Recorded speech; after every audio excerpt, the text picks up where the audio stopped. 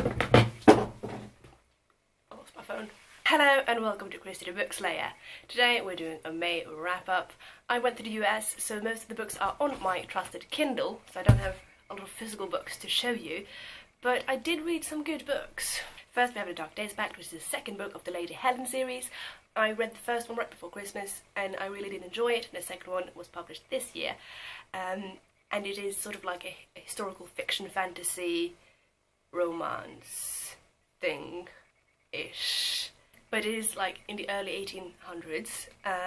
Helen, she has these powers to see these creatures that will leech onto humans and suck out their energy and eventually kill them, several kinds of them. And she's being trained by Lord Carlston, which is a bit of a weirdo, he's a bit dark, he's mysterious, you know, the very typical broody man. Is he good, is he evil, who knows?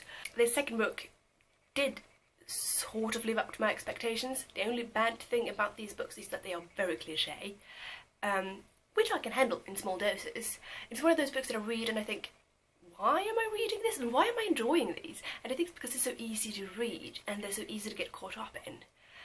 And you have that sort of fantasy aspect of it that is, for me, not that common. Or fantasy is common, but not in the historical aspect that this is. The book follows immediately after where the first one ended. I don't want to spoil too much if you haven't read the first one. I do think you should read the first one though and then continue with the second one if you like it, because if you like the first one you will like the second one, and I really liked both of them. On Goodreads I gave it 4 out of 5 stars and I stand by that now, though to be fair it's been about almost a month and I have forgotten quite a lot of what happened. I think that's my fault though, not the books. Then I started reading A Court of Thorns and Roses because the last book of the series was published and I've heard a lot about it but I haven't read it, so I decided to read it, didn't know anything about it and was slightly surprised to find out that it's sort of a weird Beauty and the Beast story. I didn't like this book massively. I liked it enough that I bought the second one in the series and I will read it, but it left me a bit underwhelmed. I found it a bit slow, I found that the pacing was really strange, the characters wasn't that likeable. I have no idea how to pronounce the main character's name. Fairy, you know the one. She was so unlikable. She's one of the... Oh my god, I really did not like her at all. She got better towards the end. It was like, ooh, self-discovery, and you know, she learns a lot about herself and we learn with her. Not impressed by her, I'm sorry. But I'm gonna read the second one, and I've heard people say that the second one is much better than the first one, and even if you didn't like the first one you might like the second one, and I hope that's true. So I'm gonna give it a go. But I was underwhelmed, so I gave that 3 out of 5 stars. I mean, because it wasn't bad, it was just not what I expected. The pacing was a bit weird, didn't like the main character. It's like, Then I read These Vicious Masks, which was suggested to me because I read the Dark Days Pact Club book series Lady Helen, which is also in the 1800s. It's historical fiction with a fantasy element. It's a woman called Evelyn and her sister goes missing and Evelyn is quite sure that something has happened there, something that isn't correct, and she soon learns that she has abilities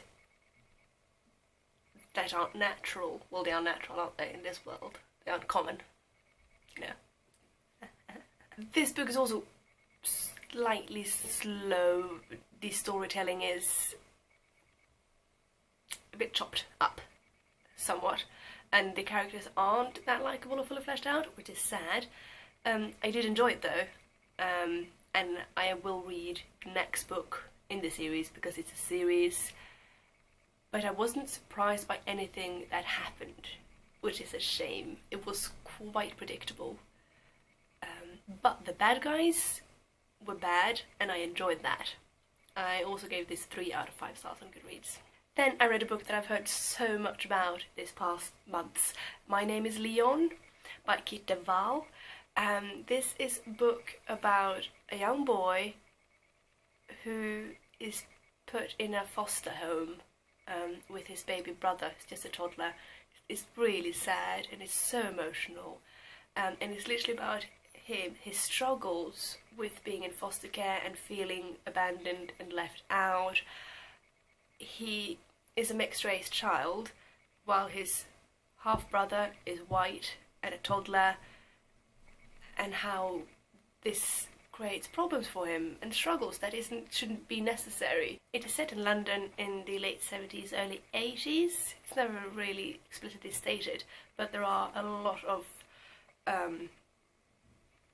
riots and police brutality that aren't necessarily that explicit, but it's very, very there. And it's just a very emotional book. And while it was quite short, it took me quite some time to read because I just had to put it away sometimes and just absorb it all. I thoroughly enjoyed it. It was a really good book. I felt that it ended a bit too soon though, but I think that's sort of the point with the book and about the book. But if you want to have a reading experience that is maybe a bit outside of what most of us usually read, you really should read My Name is Leon, because it was truly such a good book, and it was heart-wrenching and so sad and, you know, also uplifting and funny. I gave it 5 out of 5 stars because I really, really enjoyed this book, and yeah. Then I finally read Breakfast at Tiffanys by Truman Capote. Capote.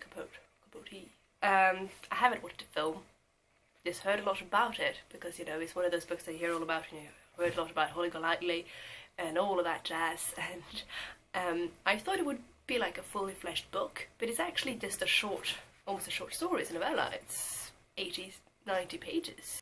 Yeah, it was a book. Yeah, it was there. Really don't understand why everyone idolizes Holly. I feel that's another video, but she's clearly struggling, and everyone just like adores her and worships her, and I've never heard anyone talk about her issues and struggles and problems because they are clearly there and they are big. It's not, she's not in a happy place. Like, it was a perfectly okay book. I gave it 4 stars because I did enjoy it and it was good. I just have a lot of questions about society and how we tend to worship characters like Holly, and a lot of people seem to want to be that character, and I really don't. Why would I want to be that character? Heart-wrenchingly awful. Oh. Anyway, I read most of these while I was in US visiting Morgan. We made a few videos, so I'm going to put them up very soon.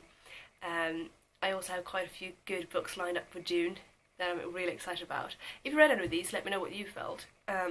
Especially if you read My Name is Leon, please tell me what you thought. Just gush over this book with me, that would be great. It'd be fun to chat about it all. Yay!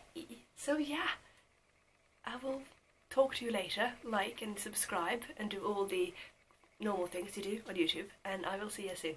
Bye!